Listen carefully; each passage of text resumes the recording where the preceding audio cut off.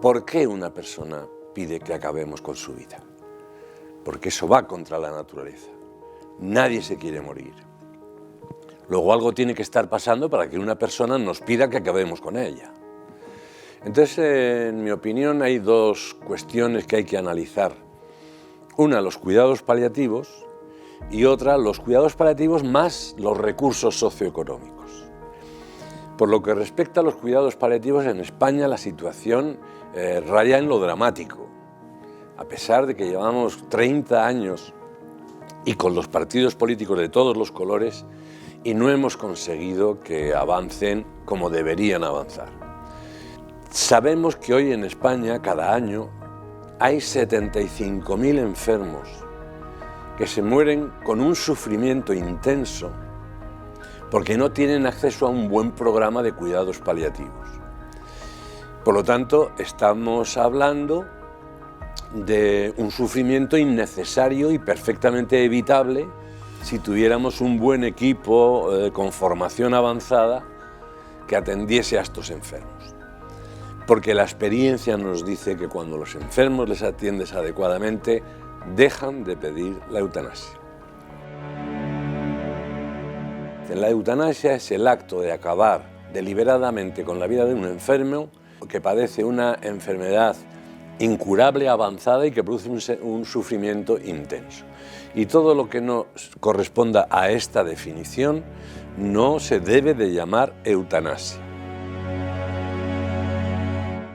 Hemos tenido muchos casos de enfermos que llegan el primer día a las unidades de cuidados paliativos pidiéndonos, por favor, doctor, póngame una inyección y acabar ya porque no puedo soportar este dolor. Llevo 11 días sin dormir por un dolor absolutamente extenuante y cuando le preguntas, ¿y qué está usted tomando para el dolor?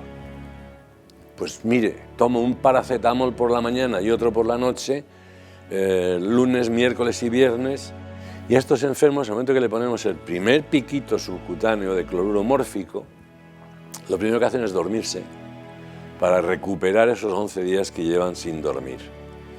Y jamás vuelven a pedir ninguna inyección que acabe con su vida, porque lo que estaban necesitando y lo que estaban pidiendo entre líneas era otra vida, otro tipo de vida, de momento que le quitasen el dolor. Y luego el resto de los síntomas, y luego lo que son los cuidados paliativos, que es la atención integral a los enfermos en su perspectiva física, pero también psíquica, psicológica, social, espiritual y también de sus familiares. Y esto es lo que están buscando y pidiendo entre líneas los enfermos. Por lo tanto, pues hay 75.000 desdichados que mueren con un sufrimiento intenso porque no tienen acceso a cuidados paliativos. Claro, los promotores de la eutanasia, uno de sus argumentos es que el enfermo puede decidir qué manera tiene de morir, de qué manera quiere morir. Pero estamos dándonos cuenta que hay 75.000 españoles cada año que no podrán elegir entre cuidados paliativos o eutanasia, porque solamente van a tener a su disposición la eutanasia, porque no les estamos ofreciendo cuidados paliativos. Por lo tanto, este es el primer punto por donde se hace aguas la argumentación en pro de la eutanasia.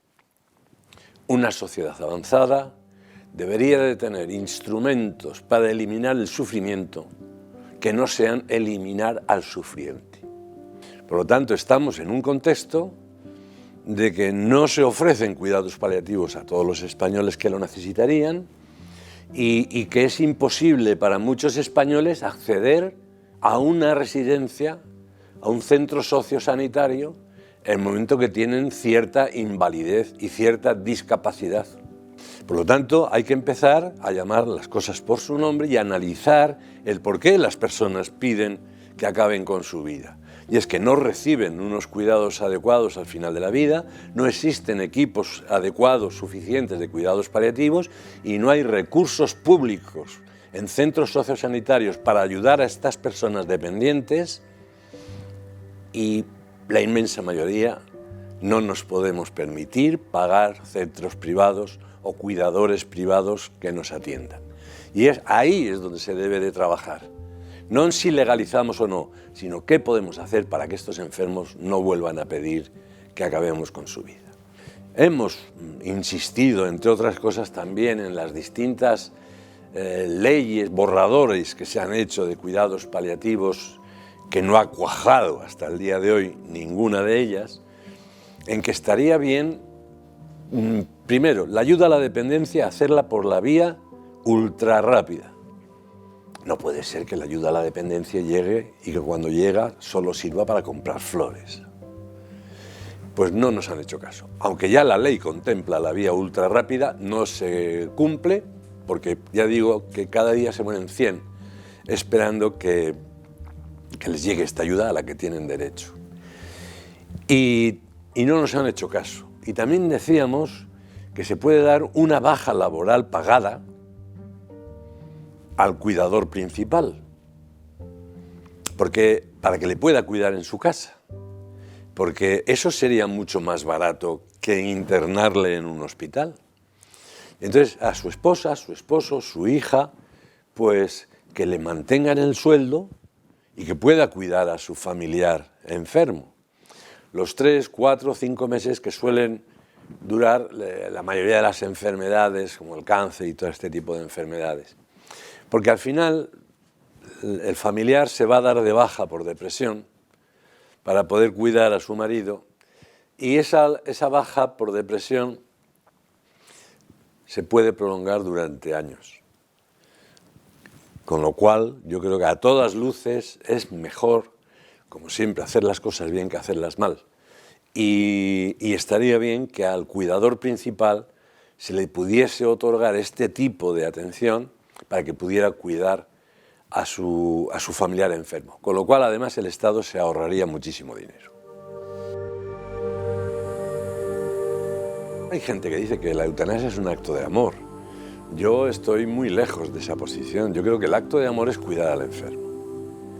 Lo realmente amoroso es cuidar al enfermo.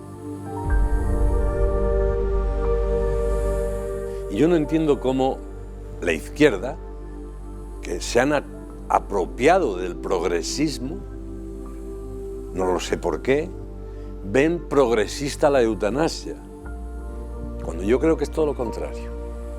Yo creo que lo que es progresista, de verdad, es atender a los ancianos, es atender a los más enfermos, los más pobres, los más necesitados. Ahí es donde siempre estuvo la izquierda. Eso es el progresismo de verdad, atender a los más necesitados.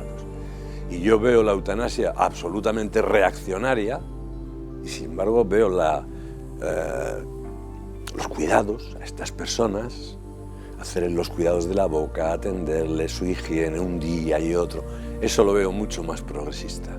Una sociedad progresista es la que atiende a sus ciudadanos más pobres, más viejos, más enfermos, más indefensos.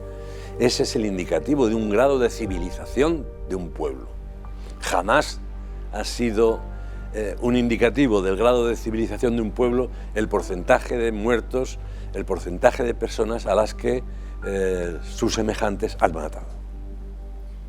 Tenemos ejemplos a lo largo de la historia de jefes de Estado, de determinados movimientos de masas importantes en distintos puntos de Europa, que terminaban con los enfermos más desfavorecidos, que terminaban con las personas más vulnerables. Y nadie se atrevería a decir que ese individuo, del triste bigote, por ejemplo, era un hombre progresista. Lo dudo mucho.